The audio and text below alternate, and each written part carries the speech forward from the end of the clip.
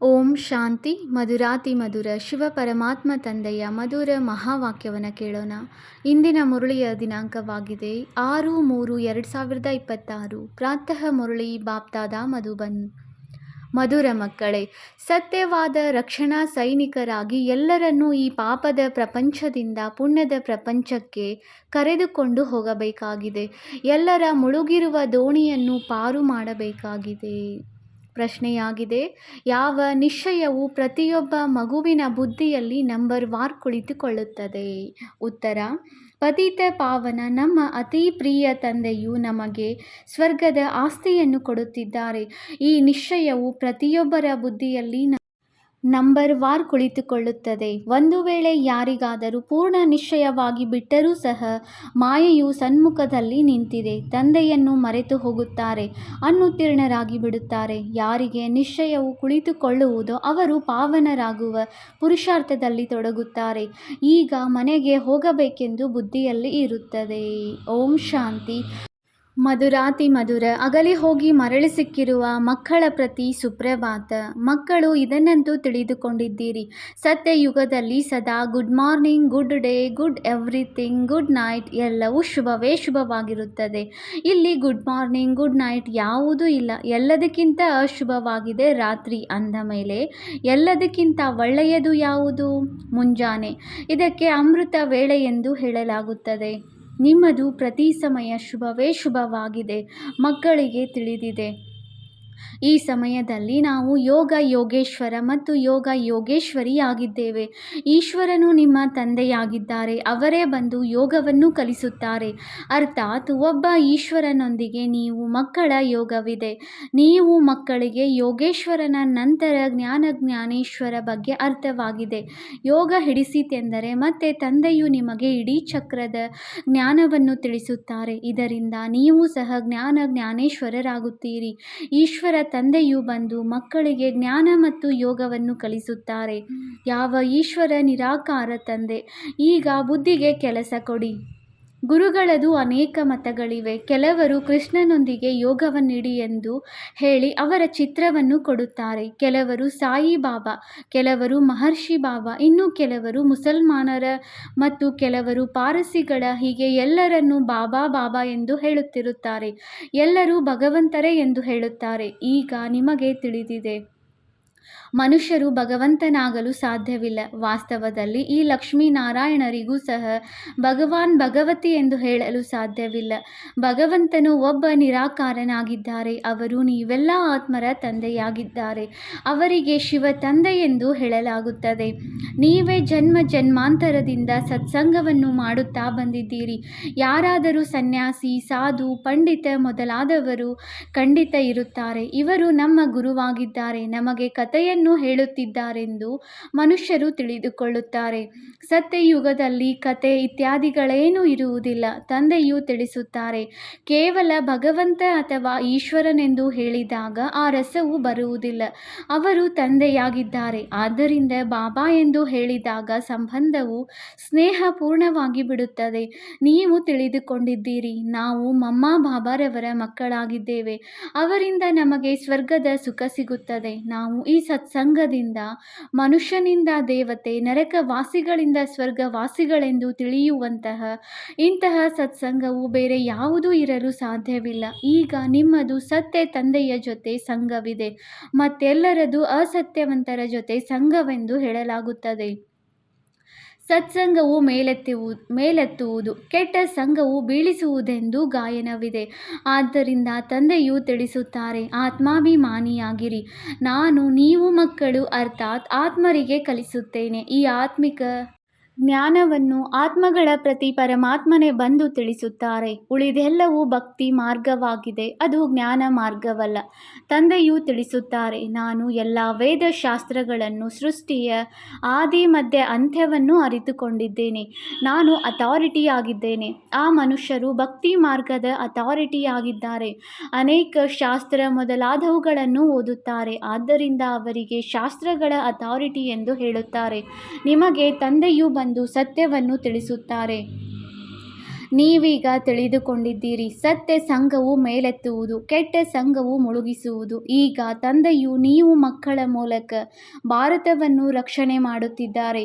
ನೀವು ಆತ್ಮಿಕ ರಕ್ಷಣಾ ಸೈನಿಕರಾಗಿದ್ದೀರಿ. ತಂದೆಯು ತಿಳಿಸುತ್ತಾರೆ, ಯಾವ ಭಾರತವು ಸ್ವರ್ಗವಾಗಿತ್ತೋ ಅದು ಈಗ ನರಕವಾಗಿದೆ, ಅರ್ಥಾತ್ ಮುಳುಗಿದೆ. ಅಂದರೆ ಅದೇನು ಸ್ಥೂಲವಾಗಿ ಸಾಗರದ ಕೆಳಗಡೆ ಇಲ್ಲ. ನೀವು ಸತೋಪ್ರಧಾನರಿಂದ ತಮೋಪ್ರಧಾನರಾಗಿದ್ದೀರಿ. ಸತ್ಯ ತ್ರೇತಾಯುಗವು ಸತೋಪ್ರಧಾನವಾಗಿದೆ. ಇದು ದೊಡ್ಡ ಹಡಗು, ಸ್ಟೀಮರ್ ಆಗಿದೆ. ನೀವೀಗ ಹಡಗಿನಲ್ಲಿ ಕುಳಿತಿದ್ದೀರಿ. ಇದು ಪಾಪದ ನಗರವಾಗಿದೆ, ಏಕೆಂದರೆ ಇಲ್ಲಿ ಆತ್ಮರು ಪಾಪಾತ್ಮರಿದ್ದಾರೆ. ಎಲ್ಲರೂ ಪಾಪಾತ್ಮರಿದ್ದಾರೆ. ವಾಸ್ತವದಲ್ಲಿ ಗುರು ಒಬ್ಬರೇ ಆಗಿದ್ದಾರೆ. ಅವರನ್ನು ಯಾರೂ ತಿಳಿದುಕೊಂಡಿಲ್ಲ.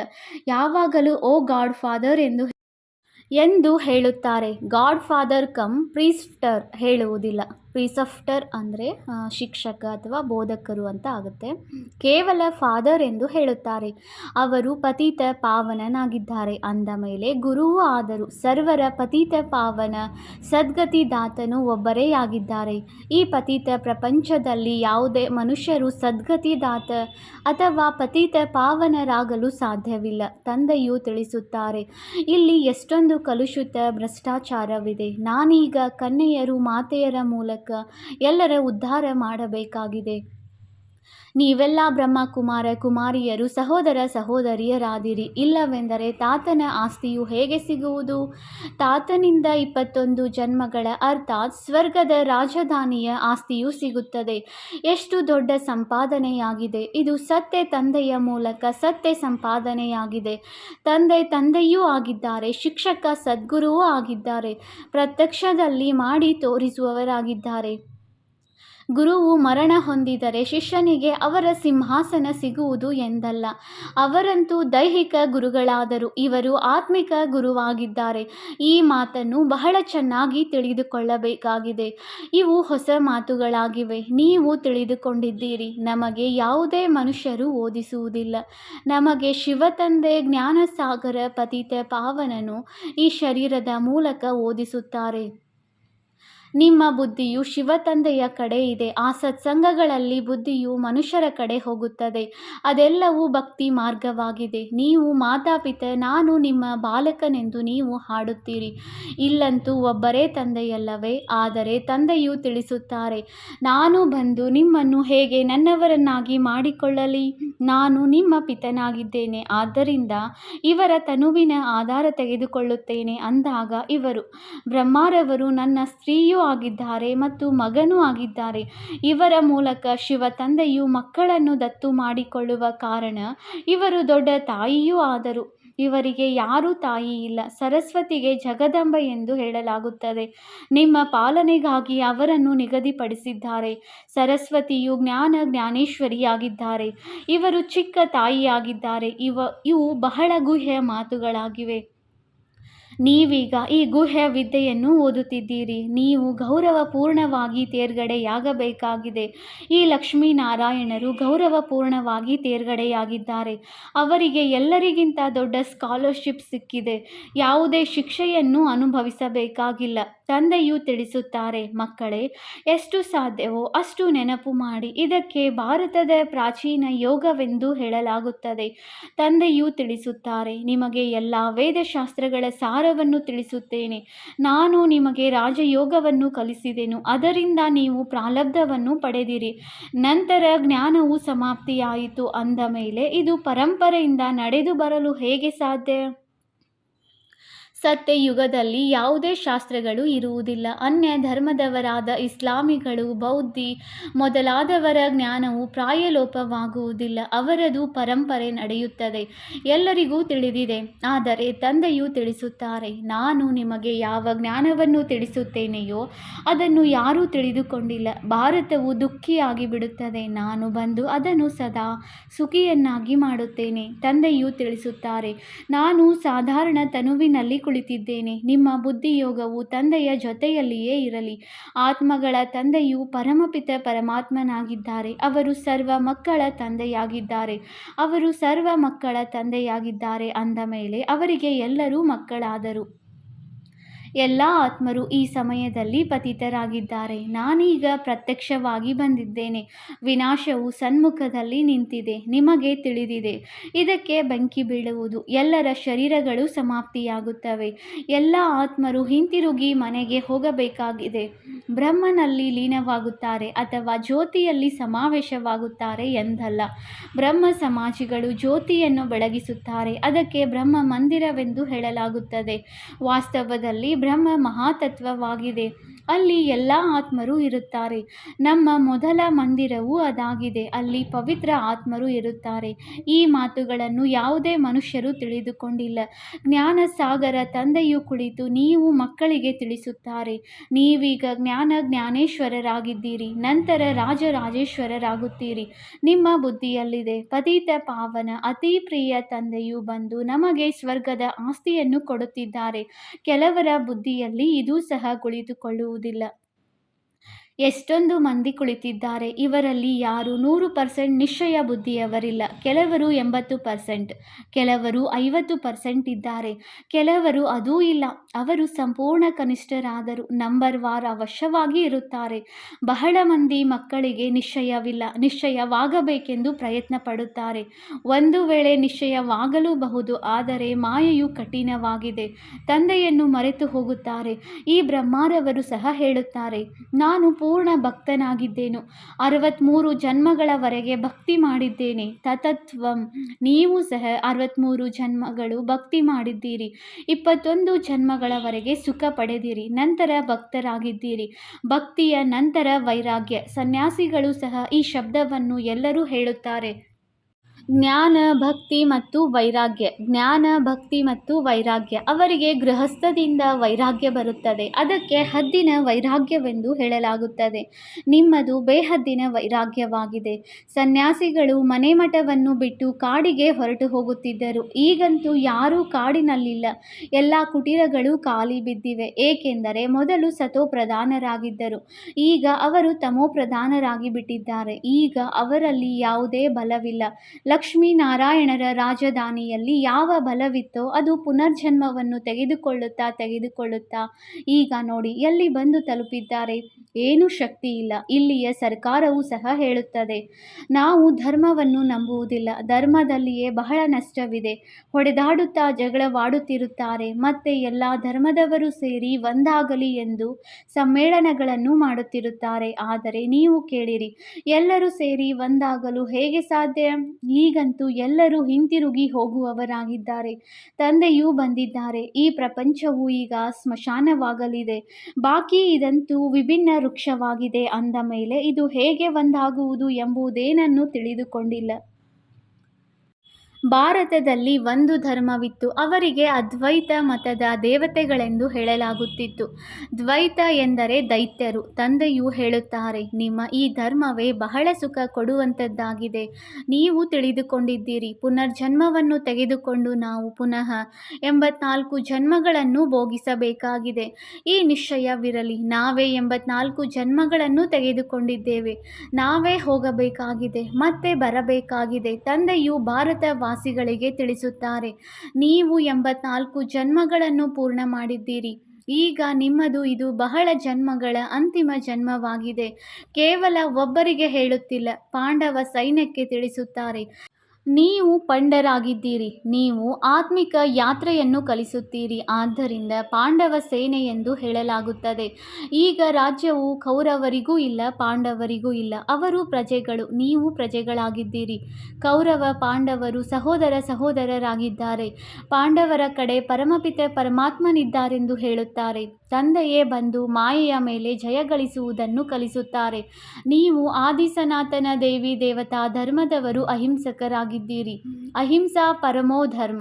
ಮುಖ್ಯ ಮಾತೇನೆಂದರೆ ಕಾಮಕಟಾರಿಯನ್ನು ನಡೆಸಬಾರದು. ಭಾರತವಾಸಿಗಳು ತಿಳಿಯುತ್ತಾರೆ, ಗೋವಿನ ಹತ್ಯೆ ಮಾಡಬಾರದು. ಇದೇ ಅಹಿಂಸೆಯಾಗಿದೆ ಎಂದು. ಆದರೆ ತಂದೆಯು ತಿಳಿಸುತ್ತಾರೆ, ಕಾಮಕಟಾರಿಯನ್ನು ನಡೆಸಬೇಡಿ. ಇದಕ್ಕೆ ಅತಿ ದೊಡ್ಡ ಹಿಂಸೆ ಎಂದು ಹೇಳಲಾಗುತ್ತದೆ. ಸತ್ಯಯುಗದಲ್ಲಿ ಕಾಮಕಟಾರಿಯಾಗಲಿ ಜಗಳ ಕಲಹಗಳಾಗಲಿ ನಡೆಯುವುದಿಲ್ಲ. ಇಲ್ಲಂತೂ ಎರಡೂ ಇದೆ. ಕಾಮ ಕಟಾರಿಯೇ ಆದಿ ಮಧ್ಯೆ ಅಂತ್ಯ ದುಃಖ ಕೊಡುತ್ತದೆ. ನೀವು ಏಣಿಯನ್ನು ಇಳಿಯುತ್ತೀರಿ. ನೀವು ಭಾರತವಾಸಿಗಳೇ 84 ಜನ್ಮಗಳನ್ನು ತೆಗೆದುಕೊಂಡಿದ್ದೀರಿ. ಈ ಲಕ್ಷ್ಮೀನಾರಾಯಣರ ರಾಜ್ಯವಿತ್ತು. ನಂತರ ಪುನರ್ಜನ್ಮವನ್ನು ತೆಗೆದುಕೊಳ್ಳುತ್ತೀರಿ. ಒಂದೊಂದು ಜನ್ಮವು ಒಂದೊಂದು ಮೆಟ್ಟಿಲು ಆಗಿದೆ. ಇಲ್ಲಿಂದ ನೀವು ಒಮ್ಮೆಲೆ ಮೇಲೆ ಜಿಗಿಯುತ್ತೀರಿ. ಮೆಟ್ಟಿಲುಗಳನ್ನು ಇಳಿಯುವುದರಲ್ಲಿ ನಿಮಗೆ 5,000 ವರ್ಷಗಳು ಹಿಡಿಸುತ್ತವೆ. ಮತ್ತೆ ಇಲ್ಲಿಂದ ಸೆಕೆಂಡಿನಲ್ಲಿ ಮೇಲೇರುತ್ತೀರಿ. ಸೆಕೆಂಡಿನಲ್ಲಿ ಜೀವನ್ಮುಕ್ತಿಯನ್ನು ಯಾರು ಕೊಡುವರು? ತಂದೆ. ಈಗ ಎಲ್ಲರೂ ಒಮ್ಮೆಲೆ ನೆಲ ತಲುಪಿದ್ದಾರೆ. ಈಗ ತಂದೆಯು ತಿಳಿಸುತ್ತಾರೆ, ಕೇವಲ ನನ್ನನ್ನು ನೆನಪು ಮಾಡಿ. ಇದನ್ನು ಬುದ್ಧಿಯಲ್ಲಿ ನೆನಪಿಟ್ಟುಕೊಳ್ಳಿ. ಈಗ ನಾಟಕವು ಪೂರ್ಣವಾಯಿತು. ನಾವು ಹಿಂತಿರುಗಿ ಮನೆಗೆ ಹೋಗಬೇಕಾಗಿದೆ. ನಾವು ನಮ್ಮ ಮನೆಯನ್ನು ಮತ್ತು ತಂದೆಯನ್ನು ನೆನಪು ಮಾಡಬೇಕಾಗಿದೆ. ಮೊದಲು ತಂದೆಯನ್ನು ನೆನಪು ಮಾಡಿ. ಅವರೇ ನಿಮಗೆ ಮನೆಯ ಮಾರ್ಗವನ್ನು ತಿಳಿಸುತ್ತಾರೆ. ತಂದೆಯ ನೆನಪಿನಿಂದ ವಿಕರ್ಮಗಳು ವಿನಾಶವಾಗುತ್ತವೆ.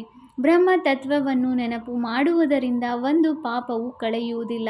ಪತಿತ ಪಾವನನು ಪರಮಾತ್ಮನೇ ಆಗಿದ್ದಾರೆ. ಅವರು ಹೇಗೆ ಪಾವನರನ್ನಾಗಿ ಮಾಡುತ್ತಾರೆ ಎಂಬುದನ್ನು ಪ್ರಪಂಚದಲ್ಲಿ ಯಾರೂ ತಿಳಿದುಕೊಂಡಿಲ್ಲ.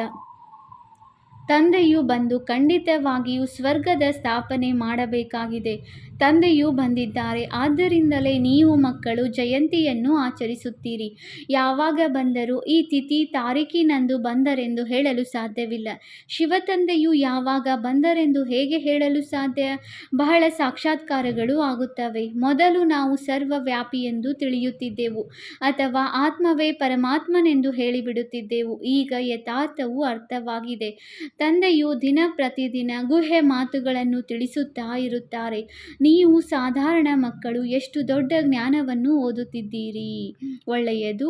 ಮಧುರಾತಿ ಮಧುರ ಅಗಲಿ ಹೋಗಿ ಮರಳಿ ಸಿಕ್ಕಿರುವ ಮಕ್ಕಳ ಪ್ರತಿ ಮಾತಾಪಿತ ಬಾಪ್ದಾದಾರವರ ನೆನಪು, ಪ್ರೀತಿ ಹಾಗೂ ಸುಪ್ರಭಾತ. ಆತ್ಮಿಕ ಮಕ್ಕಳಿಗೆ ಆತ್ಮಿಕ ತಂದೆಯ ನಮಸ್ತೆ. ನಾವು ಆತ್ಮಿಕ ಮಕ್ಕಳಿಂದ ಆತ್ಮಿಕ ತಂದೆಗೆ ನೆನಪು, ಪ್ರೀತಿ ಹಾಗೂ ನಮಸ್ತೆ ನಮಸ್ತೆ ನಮಸ್ತೆ. ಧಾರಣೆಗಾಗಿ ಮುಖ್ಯ ಸಾರ. Point number 1. ಗೌರವ ಪೂರ್ಣವಾಗಿ ತೇರ್ಗಡೆಯಾಗಲು ಶಿಕ್ಷೆಗಳಿಂದ ಮುಕ್ತರಾಗುವ ಪುರುಷಾರ್ಥ ಮಾಡಬೇಕಾಗಿದೆ. ನೆನಪಿನಲ್ಲಿ ಇರುವುದರಿಂದಲೇ ಸ್ಕಾಲರ್ಶಿಪ್ ತೆಗೆದುಕೊಳ್ಳಲು ಅಧಿಕಾರಿಗಳು ಆಗುವಿರಿ. Point number 2. ಸತ್ಯ ಪಾಂಡವರಾಗಿ ಎಲ್ಲರಿಗೆ ಆತ್ಮಿಕ ಯಾತ್ರೆಯನ್ನು ಮಾಡಿಸಬೇಕಾಗಿದೆ. ಯಾವುದೇ ಪ್ರಕಾರದ ಹಿಂಸೆ ಮಾಡಬಾರದು. ವರದಾನ. ಲೈಟ್ ಹೌಸ್ನ ಸ್ಥಿತಿಯ ಮೂಲಕ ಪಾಪ ಕರ್ಮಗಳನ್ನು ಸಮಾಪ್ತಿ ಮಾಡುವಂತಹ ಪುಣ್ಯ ಆತ್ಮ ಭವ. ಎಲ್ಲಿ ಜ್ಞಾನ ಬೆಳಕಿರುತ್ತದೆಯೋ ಅಲ್ಲಿ ಯಾವುದೇ ಪಾಪ ಕರ್ಮಗಳು ಆಗುವುದಿಲ್ಲ. ಅಂದಾಗ ಸದಾ ಲೈಟ್ ಹೌಸ್ ಸ್ಥಿತಿಯಲ್ಲಿ ಇರುವುದರಿಂದ ಮಾಯೆಯು ಯಾವುದೇ ಪಾಪ ಕರ್ಮಗಳನ್ನು ಮಾಡಿಸಲು ಸಾಧ್ಯವಿಲ್ಲ. ಸದಾ ಪುಣ್ಯ ಆತ್ಮರಾಗಿ ಬಿಡುವಿರಿ. ಪುಣ್ಯ ಆತ್ಮನು ಸಂಕಲ್ಪದಲ್ಲಿಯೂ ಯಾವುದೇ ಪಾಪ ಕರ್ಮಗಳನ್ನು ಮಾಡಲು ಸಾಧ್ಯವಿಲ್ಲ. ಎಲ್ಲಿ ಪಾಪವಾಗುವುದೋ ಅಲ್ಲಿ ತಂದೆಯ ನೆನಪಿರುವುದಿಲ್ಲ. ಹಾಗಾದರೆ ದೃಢ ಸಂಕಲ್ಪವನ್ನು ಮಾಡಿರಿ. ನಾನು ಪುಣ್ಯ ಆತ್ಮನಾಗಿದ್ದೇನೆ. ಪಾಪವು ನನ್ನ ಮುಂದೆ ಬರುವುದಕ್ಕೂ ಸಾಧ್ಯವಿಲ್ಲ. ಸ್ವಪ್ನ ಅಥವಾ ಸಂಕಲ್ಪದಲ್ಲಿಯೂ ಪಾಪವು ಬರಲು ಬಿಡಬಾರದು. बाप है तो पाप नहीं है. जहाँ बाप का नाम है वहाँ पाप का नाम निशान नहीं है, और जहाँ पाप है वहाँ बाप का नाम निशान नहीं है. ಸ್ಲೋಗನ್. ಯಾರು ಪ್ರತಿಯೊಂದು ದೃಶ್ಯವನ್ನು ಸಾಕ್ಷಿಯಾಗಿದ್ದು ನೋಡುವರೋ ಅವರೇ ಸದಾ ಹರ್ಷಿತವಾಗಿರುತ್ತಾರೆ. ಅವ್ಯಕ್ತ ಸೂಚನೆ. ನಿಶ್ಚಯದ ಫೌಂಡೇಶನ್ ತಳಪಾಯವನ್ನು ಬಲಗೊಳಿಸಿ ಸದಾ ನಿರ್ಭಯ ಮತ್ತು ನಿಶ್ಚಿಂತರಾಗಿರಿ. ನಿಶ್ಚಯ ಬುದ್ಧಿ ಮಕ್ಕಳು ಸದಾ ಹರ್ಷಿತ ಮತ್ತು ನಿಶ್ಚಿಂತವಾಗಿರುತ್ತಾರೆ. ಚಿಂತೆ ಖುಷಿಯನ್ನು ಸಮಾಪ್ತಿ ಮಾಡಿಬಿಡುತ್ತದೆ ಮತ್ತು ನಿಶ್ಚಿಂತವಾಗಿದ್ದರೆ ಸದಾ ಖುಷಿ ಇರುತ್ತದೆ. ಯಾವಾಗ ಯಾವುದೇ ಮಾತಿನಲ್ಲಿ ಏಕೆ ಆಯಿತು, ಹೇಗೆ ಆಯಿತು, ಏನಾಗುವುದು, ಈ ಪ್ರಶ್ನೆಗಳು ಬಂದಾಗ ಚಿಂತೆಯಾಗುವುದು. ಏನು, ಏಕೆ, ಹೇಗೆ ಇವು ಚಿಂತೆಯ ಅಲೆಗಳಾಗಿವೆ. ಕೆಲವರು ಹೇಳುತ್ತಾರೆ, ನನ್ನಿಂದಲೇ ಏಕೆ ಆಗುತ್ತದೆ, ನನ್ನ ಹಿಂದೆ ಈ ಬಂಧನ ಏಕೆ ಇದೆ, ನನ್ನ ಹಿಂದೆ ಏಕೆ ಬರುತ್ತದೆ, ನನ್ನದೇ ಲೆಕ್ಕಾಚಾರ ಕಠಿಣವಾಗಿದೆ ಏಕೆ. ಬರುವುದೆಂದರೆ ಚಿಂತೆಯ ಅಲೆಯಾಗಿದೆ. ಯಾರು ಈ ಚಿಂತೆಗಳಿಂದ ದೂರವಿದ್ದಾರೆ, ಭಿನ್ನವಾಗಿದ್ದಾರೆ, ಅವರೇ ನಿಶ್ಚಿಂತರು. ಓಂ ಶಾಂತಿ.